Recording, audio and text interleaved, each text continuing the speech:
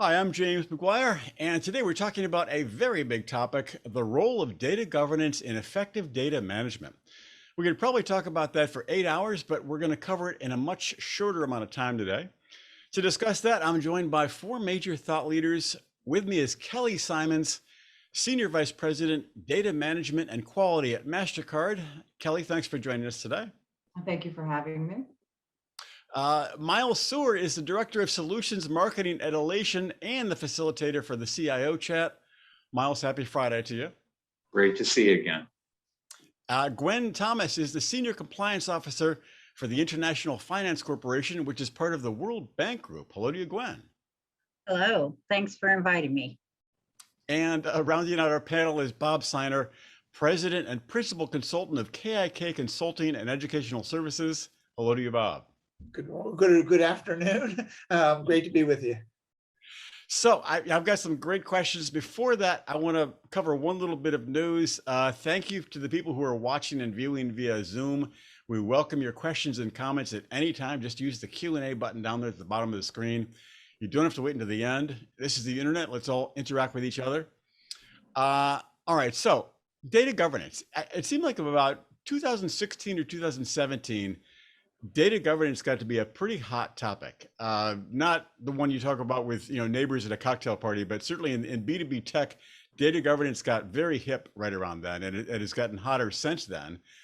Why is that so? Why is data governance such a hot topic for CDOs and CIOs and other business leaders today? Gwen, what is your take on that? Because things were broken. Things were less efficient than they were. They were problematic, and looking for root causes, I think everyone who was investigating their own challenges said, okay, so who's in charge of this? Who made the decision? And if they got a, I don't know, answer, that by definition is a governance problem. Miles, your take on it? Why is data governance such a hip idea these days? Well, I think companies are finally starting to do something with their data, and the quality issues are creeping in. At the same time, we have more regulations that are impacting. I mean, I was amazed that GDPR was impacting university CIOs when I talked to them. So I think it really comes down to, how do I get what Tom Davenport calls great data so I can do meaningful things, and then how do I make sure that it doesn't go out the door, either from the internal folks or the external folks. Kelly, do you find people asking you, like, what's going on with data governance? Why is this so Yeah, it's so hip and so sexy. Yeah, so so I couldn't agree more with both Gwen and Miles. Things have gotten more complicated. They've become more and more complex as we've got increasing regulation, as we've got contractual restrictions. We've got cloud, moving to the cloud and all of the challenges that come with that. Life is more complex, but you as a data governance professional can't be seen as a roadblock, or you'll never see another dime coming out of the business. So you've at once got to figure out how to put in meaningful governance that isn't onerous, but yet you can still extract the maximum amount of utility from your data without exposing yourself to significant risk. Bob, have you noticed this big upward trend in data governance, and why is it happening these days? Well, you know what? Actually, data, I agree with everything that everybody has said so far, but data has become a differentiator between businesses. And it's very difficult to, I mean, every company from the World Bank to MasterCard, they're all data companies. Right. And organizations, especially if they're looking for a competitive advantage, they're getting it through their data, getting it through their analytics, getting it through the insights that they can wean out of their data. And you know what? The data, as Gwen so aptly stated, the data, it's broken. I mean, we haven't been doing this. So we need to start formally governing our data. I don't know if I'd say that it's hip or that it's sexy, but it is darn important. And organizations are, just like Miles had said, they're jumping on I don't know if they're jumping on the bandwagon is the appropriate term, but they're recognizing that data is the differentiator between them and their competition. Because if they don't manage it and govern it well, their competition will, and they'll leave them in the dust. So you mentioned the data is broken. I think Gwen might have said something like that as well. I mean, what is broken about data? Well, we're not really, even though organizations have looked to manage their data over the years, they haven't set up, they've always thought of it as being a project, something that has a beginning, a middle, and an end, instead of like a program where it's something that has to be in place forever. I had a CFO of a major bank in the US ask me really recently, how many stewards are we going to need and how long are we going to need them for? And I thought that was kind of funny. I looked at him and smiled, and I knew him quite well. I said, well, that all depends. How long do you want to have quality data for? Right. And how long it might do be you a want short-term to? process. Yeah, he was thinking that it was like, yeah, how long do we need these for? And I said, well, if you're going to protect data, you need to always protect the data. If you're going to improve the quality of the data, it's not a project, it's a program. And organizations have handled it as projects, and now they're more seriously thinking about it as programs. So we know that data governance is very important. How do we take data governance and make it not such a constraining top-down process? I mean, I think people in the C-suite tend to like data governance, but the troops out in the field and the cubicles just think about data governance as like, no, make it go away. Kelly, how do we move data governance forward in that sense? So I like to look at data governance as a both top down and bottoms up initiative, right? You need to win the hearts and minds of both the C-suite team and also the folks on the ground who are going to be subject to the process and the programs and all of the requirements that you're leveling in. You've got to ensure that there's sort of an alignment and agreement, and that everybody takes and makes governance a priority. And by doing that, sort of embedding it into their everyday processes so that it becomes, to Bob's point, just part of the everyday thing that you have to consider. If you're going to treat data as an asset, which I think people are beginning to understand that it's an asset like anything else. And so you've got to care for it, and you got to love it, and you got to make sure it stays. And so you just bake it into the everyday process.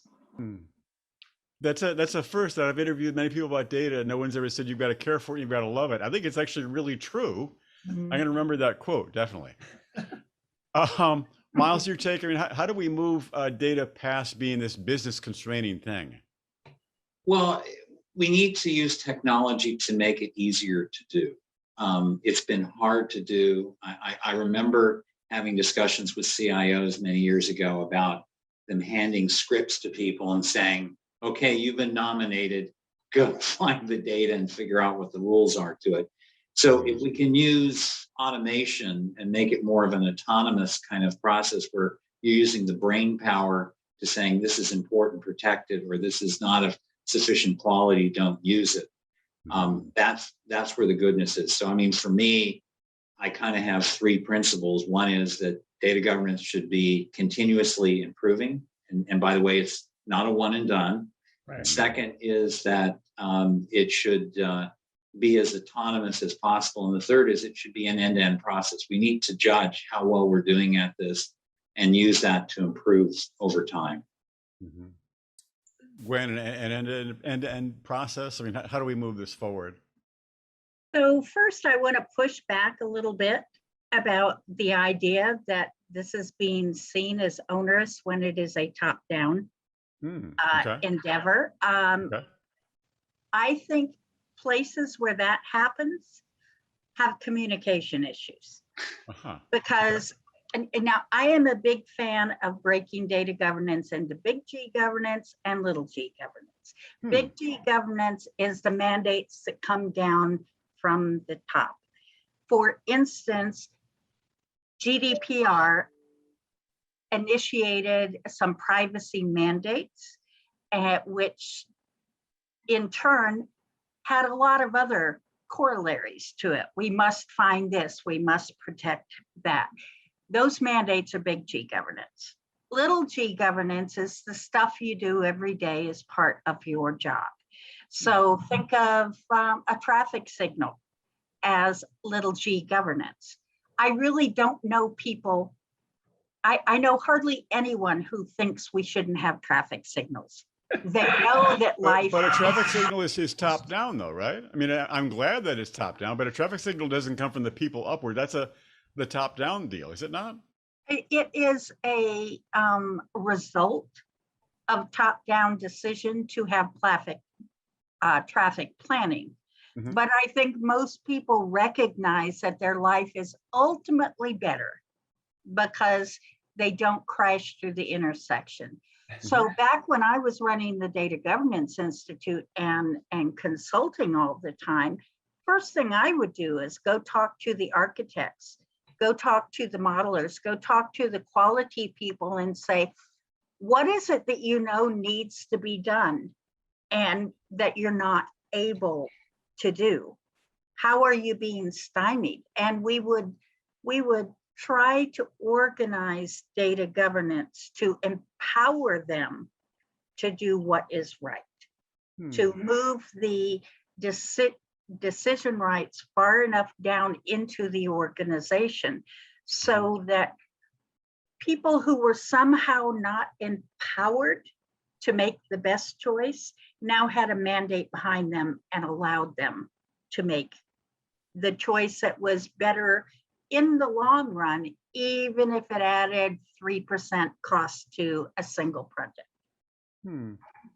Bob, do you agree, top down or bottom up? Well, Glenn and I always have healthy conversations. I think that the term governance in itself plays into that whole concept that it's onerous, that it's constraining to the business. And that, to be honest with you, is one of the reasons why the approach that I use, I call it non-invasive data governance, because non-invasive, maybe it gets people to ask the question as to, well, how can we do governance in such a way that it's not scary? I mean, the term governance, like government, leads to rules, leads to, all these things, and people are scared. Oh, here come the governance people. Let's close our door. Let's pull down our window. They don't want to talk to us. And I've seen many organizations who want to shy away from using the term governance because of what it implies. So it's really the discipline that we're talking about. And so whatever we need to communicate effectively, we need to communicate. One of the core tenets of being non-invasive is that there's already governance taking place in your organization. It's just very informal. And because it's informal, it's inefficient, it's ineffective. If we can move from informal to formal without making it feel like we're handing people, I don't know anybody in any organization that isn't busy 150% of the time. There's nobody sitting around waiting for things to do. So if their perception is that governance is going to be added on top of what they're presently doing, they're going to be scared. They're going to push back. If we can implement governance in such a way that we can, as Kelly had said, as Gwen has said, build it into what they are doing, that's really the only way that we're going to be successful. So I agree. Governance just in itself, the term is scary to people. We need to do a better job of communicating that effectively, that it doesn't need to be all that scary. And just to add on to Bob's point, you have to always be able to articulate the business impact. That's most of my day, explaining to people, and this is what it's going to get you. It is not a bureaucratic process that we put in place simply just to slow you down. Right there, and this is the business impact. And of course, the challenge is business impact is oftentimes measured in revenue. This is not the case with governance. Or maybe it is. If you guys have figured out how to crack that nut, I'd be interested in hearing it. But so if that's not the case, right? If you can't articulate the business impact in terms of dollars and cents, how can you demonstrate that that actually drives value, right? In a way that will appeal both upstream and downstream. There might be different stories, but you have to be able to craft that narrative. How do you sorry. Go ahead, Bob. At one point, I want to ask Kelly, how do you craft that? In other words, how do you express that? Is that like you within the C-suite, or is that memo sent out to the staff? Can you talk a little bit about how that process goes on? Yeah, absolutely. I just didn't want to cut Bob off. If you No, go ahead, go ahead. Go ahead. Yeah. So again, they're two different stories, right? The story that I'm going to tell these stewards, the guys who are sitting around making the actual day-to-day stoplight kind of decisions, Mhm. is a different narrative than the one I push up to the C-suite, right? Mhm. And the C-suite is a much higher level visionary picture about how what we're doing is going to support the business strategy, the initiatives, that 5-year roadmap, right? Mhm. The guardrails that we were putting in place, I agree, Bob, the light touch streamlined process that we are going to put in place to ensure that we're not siloing our data, which sometimes happens in big data companies, that we're not making siloed decisions, right? That we're making decisions that can be leveraged across a company, right? And that we have consistency, right? And all those good things that you need to drive insights, right? And utility in our data. And that's the kind of picture that I try and paint for the C-suite team, because again, it's hard to do a dollars and cents unless you're really into shadow revenue. Hmm. Bob, did you have a point?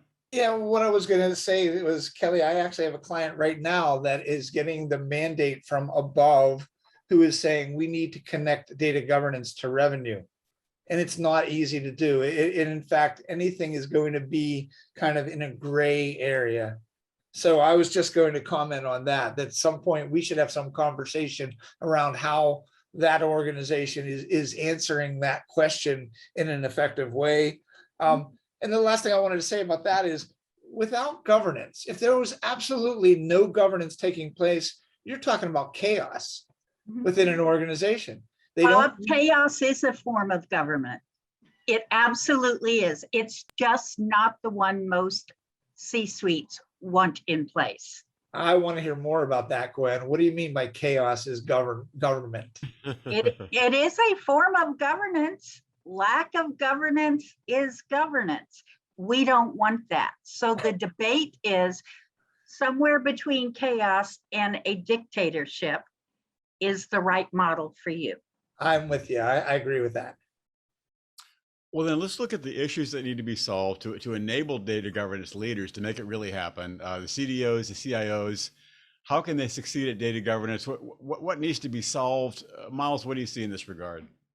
Well, I mean, obviously it starts with the things that Kelly talked about. You need to get the business to see the value. But I mean, part of it, I think part of what will make, part of where I'm coming to now is that data governance is part of a data process of making data available and useful, and therefore it should attach itself to business, things that you're trying to accomplish. I mean, obviously, we're in an age where people are using data for modeling and driving actual revenue at the top.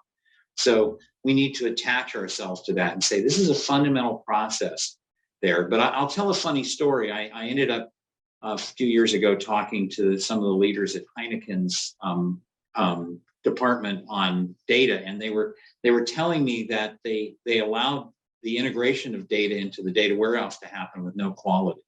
And then the business quickly discovered that there was no quality and that they couldn't make decisions on it. And at that point, they said, okay, we need to spend some more money to fix the quality of data. Right. So, I mean, I think what we have to do is we have to be able to attach and say data governance is not just a thing off to its side. It's part of your process of getting data ready for analysis or protecting it. What is an issue that needs to be solved so that data governance can move forward? Again, understanding. I look back to the very early days of data governance, back when reference data was not always treated as standardized data. And so if you had different groups in your organization using different country codes or using different terms of measurements, you could end up with a channel situation. We all remember that. With what situation? I'm sorry. One more time. The channel where I missed that. I'm sorry. Yeah. France and England did not of course, exactly meet in the middle. Yes, I get you. All right. and they were using different reference data to schedule their operations. Right. So along the way, every reasonable person has come to the conclusion, whether we like it or not, we have to standardize this type of data, and it's better off in the long run. And if someone has a business need for 12 colors of blue instead of one color, then we will understand that. But that is an example of how the organization has already been doing data governance for decades. Email standardization, so many places where they chose standardization. They chose to avoid the expense that comes with non-standardization. Kelly, a difficult issue that needs to be solved to move data governance forward? I think I would identify maybe 4 primary points. I think first is a clear delineation of data-related priorities. The second is sort of agreement and sponsorship across the business unit of your senior executives for data governance related efforts. Certainly agreement and support of funding and resourcing of the program. It could be temporary. It doesn't even need to be a permanent thing. And I'm not suggesting, Bob, that it's like that there's an end to this, that you fix it and it's done. Right. But resources can ebb and flow, right? Sometimes you need more than others. And so maybe you could supplement with contractors and consultants rather than FTEs. And then, of course, there's the ever-present and always popular joint objective. Nothing drives commitment like formalized objectives between 2 different teams. So those, I think, would be my 4 key points. Interesting. Okay. Bob, your sense of what needs to be solved to really move data governance forward? Well, and I wanted to add to that, I love those 4 things from Kelly. And, you know, along with the sponsorship, there has to be understanding, which is really what was the initial answer to the question is we need to get senior leadership to really understand what it's going to take and that this is not going to happen on its own.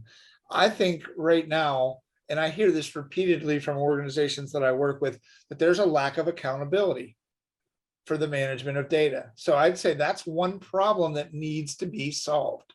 And the other one is, so I'm going to add to the 4 and add to the ones that Kelly, that Gwen had added. I'd say accountability and having the capacity to be able to do these things. Those are 2 terms that are used all the time within my clients, because we can say what we want to do, but if we don't have the capacity to be able to achieve that, we're just writing it down. It's great to have it. It's great to have a strategy, but if you don't have the capacity in the organization, and capacity requires resources, and resources require understanding at the senior most level of the organization that this is not going to happen on its own, that we need people. So I would say my 2 biggest problems that I think that we would be addressing is the lack of formal accountability for what people do with data, from the definition to the production to the use. And then let's build out the capacity that we need within organizations. It's not going to come for free. It's not going to, as Kelly had said, we don't necessarily need the same amount of resources throughout the process, but we do need resources. We do need, somebody needs to have the time to not only steer the ship, but then also to participate as stewards of the data through the organization. So those are my 2, accountability and capacity. I get the sense, correct me if I'm wrong, that data governance is very much in its infancy. You think about the many issues of handling data. There's ransomware, like, is it properly protected? Is it properly stowed away? There's sharing data with companies that we might be in alliance with. We're not sure what we can share and how we can share it. So it's like, there's the idea of data governance, but it's like, it's so nascent and almost ill-formed that it's really just a little baby. Am I correct in thinking that, Kelly? Is it further along than that, or are you more optimistic about it than that?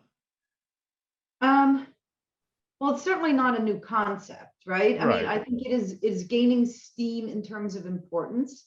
Mhm. I think, again, bringing us back to to your first question, the complexity with which the average governance professional is having to deal with on a day-to-day basis is really driving this stuff to the forefront. And because the regulators increasing attention and significant fines and penalties for failure to comply, again, it's all sort of coming to the forefront. I don't think it's new.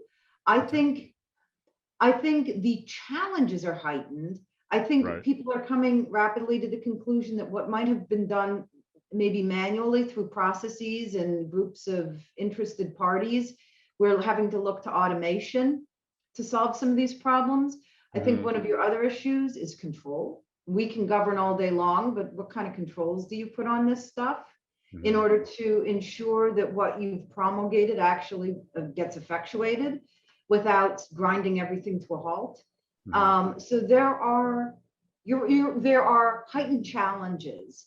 And to Bob's point, you might not always have the resources at your disposal to address them in the way that might be optimal. Okay. Well, my question about whether it's mature or immature is a long one, so I don't want to go too far on that rabbit trail. I'd love to get a sense from each of you if something where, an instance where you've succeeded or failed at data governance. Just share a specific instance. Bob, when have you succeeded or seen a success or failure in data governance? Well, I had a client recently, and they were actually calling it information governance. And because they were focusing on not only structured data, but unstructured data. And they already had a very detailed records management program in place. So accountability and classification and those things were not new to the organization. To your last question, I don't call it nascent at all. I'd say this is something that's been around for a while. We just haven't been doing it very well or doing it very formally. But this organization paid a lot of attention to the communications with the people that defined, produced, and used the information as part of their program, and educated them on the impact that it had, and educated them on the classification, the handling rules, provided education, provided communications nonstop, put up monitors in the hallway just to remind people of the importance of data. So in that organization, a government organization, they were very successful in leveraging the things that they were already doing and adding to them. And so information governance was a wild success at that organization, because it was not sold to the organization as being something that was new, but everybody understood that it was important. I was told that there was already a culture of protection of data in this organization. There was. It just wasn't as strong as it needed to be, or they wouldn't have been written up by the examiners to say you're not doing this as well as you need to. Gwen, an example of someplace where data governance has really worked? Well, where I work right now is a great example. And I'll give a scenario that happens at the mid-level of the organization. I was approached by a designer of a new dashboard who said he felt his instincts told him that he should have a different view for highly privileged staff than from other staff. But his directions as part of his project was, don't take on any extra work. That doesn't make sense. So he asked me, were there any top-down rules or mandates that were feeding his intuition? And I said, absolutely, because what you just pointed out to me in the longer discussion is you have primarily level 1 risk and level 2 risk data, but you have a little bit of level 3 risk data. And you know that is not supposed to be viewable by the staff in general. Therefore, you have multiple options for protecting it. You even have the option of not including it, but then there goes your value. So you have come to me suggesting that 2 different logins based upon 2 different views would be, in your opinion, the most efficient way of not being out of compliance. And I wholeheartedly support that. Who do I need to write an email to? And the entire issue was settled in a day. It was quiet. It was gentle. It was, oh, thanks for pointing that out to us. Oh, good. Boy, we could have made a mistake there, and we didn't. So no flags went off. No fists came out. We just quietly took the top-down mandate that all data would be classified and access would be based upon risk, and we applied it to a project. It's kind of a utopian, but if only it could all be that easy. It isn't all that easy, but Right. this case was. Miles, a success story about data governance? What have you seen? Yeah, I mean, I've seen a couple of them recently. Texas Mutual's done some really interesting things where they've codified all of their processes, and they've then put policies and controls in place. So they're an example. But I think it comes back to some of the things that we've been talking about. While technology can certainly make things better, I think that it always comes down to people and process. So you have to have, that as hard as the technology may be, I've learned in the CIO chat, people and process are always the things that can get in the way. Kelly, your sense of a success story? I have a couple, but I mean, I guess the most recent was, again, it was streamlining a process. We had always had challenges in an effective being the operative word, governance process for customer and product data. And we were able to pull together communities of interest, and that was a bunch of stewards, right, from both areas, bring them together, and we had a process already in place to vet, new products, right, and we baked this whole thing in to that process, so that as people were bringing in an ideation process, we were already working on the governance of the customer and product data to make sure that everything was aligned, and that we had IDs assigned and all kinds of cool stuff right at the inception, right? And again, built everything in, streamlined it, leveraged an existing process, pulled in 2 different bodies, kind of sort of made them one, and just leveraged the whole thing. Brought in our tech teams to make sure that everything, they now became part of the communities of interest, the stewards, right? Again, just streamline everything right up front. And it shaved off an enormous amount of time. And for once, again, MasterCard, and not companies don't like process, right? Generally speaking. And in fact, people I find spend an inordinate amount of time trying to find ways to go around processes. But this was just built right in. So you couldn't avoid it. And it was just another component of an existing thing. And I was just pleased as punch by the way that went off. Great. So, and I got no complaints, and I took that as an atta girl, because you don't get a lot of atta girls, but the complaints usually come. And since I got none, I saw that as a win. I love that when we get a pat on the back. Absolutely.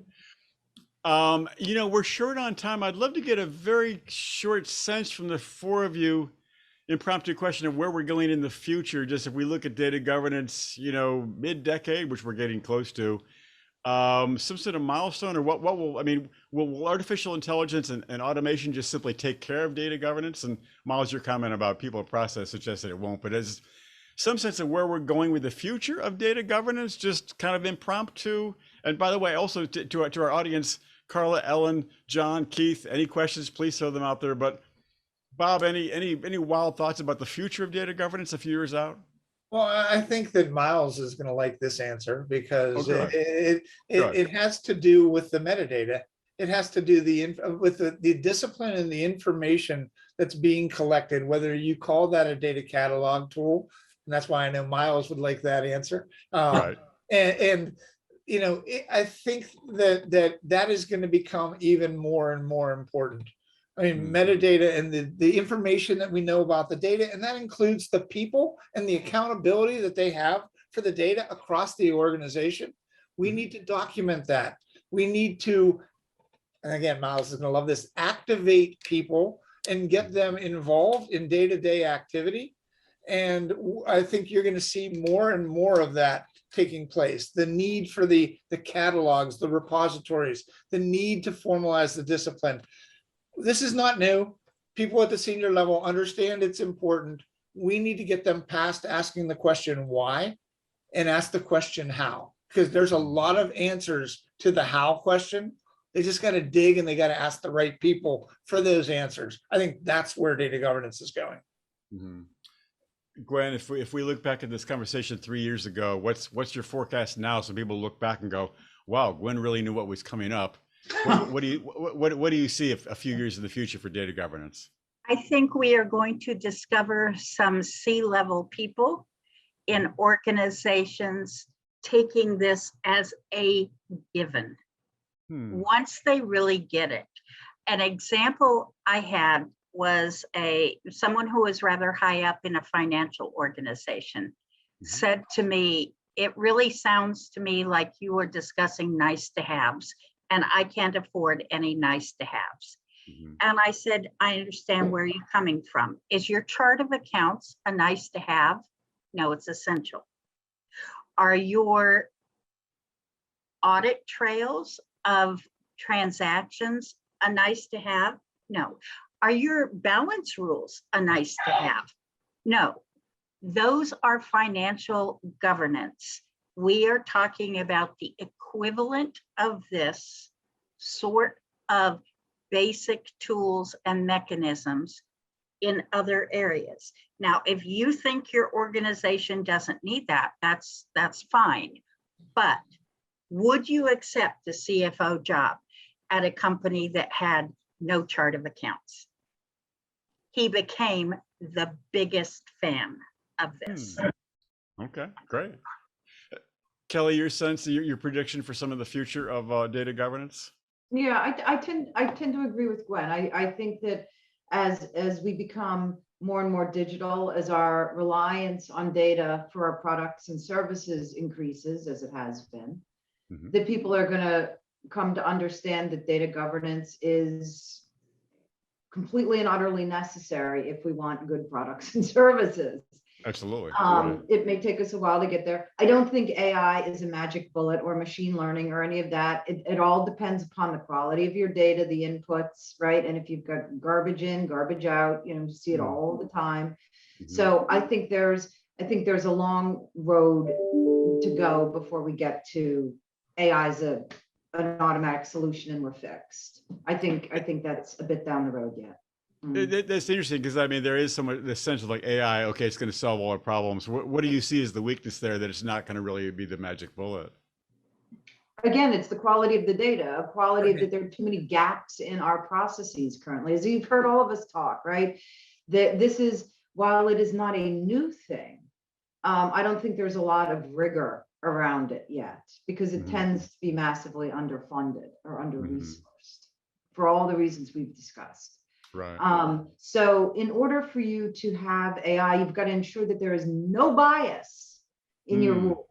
Right. And if you have any bias, everything's skewed downstream. And so if you're prepared to take that kind of risk, go for it. But I think we're not in a place where we have enough rigor around this that we can simply just step back and rely on AI. Miles, your prediction for the future of data governance? Well, I think that we'll get to a point where every company should be doing this. Not just financial services or healthcare organizations where there's huge compliance This is about making data better. And yes, I'm sensitive to what Kelly's saying, but I do think that some of the things that, AI and machine learning can do is to help discover what data you have and where it is and those kinds of things in an automated fashion that is really hard for humans to do. So I think it can get easier and hopefully better. And I think the other thing is that companies are now running on data in ways that they didn't in the past. And I think that's the good news for data governance. Interesting. Well, Kelly, Miles, Gwen, Bob, totally appreciate you sharing your expertise today. Thank you very much. Thanks Thank for you. having me. Thank you.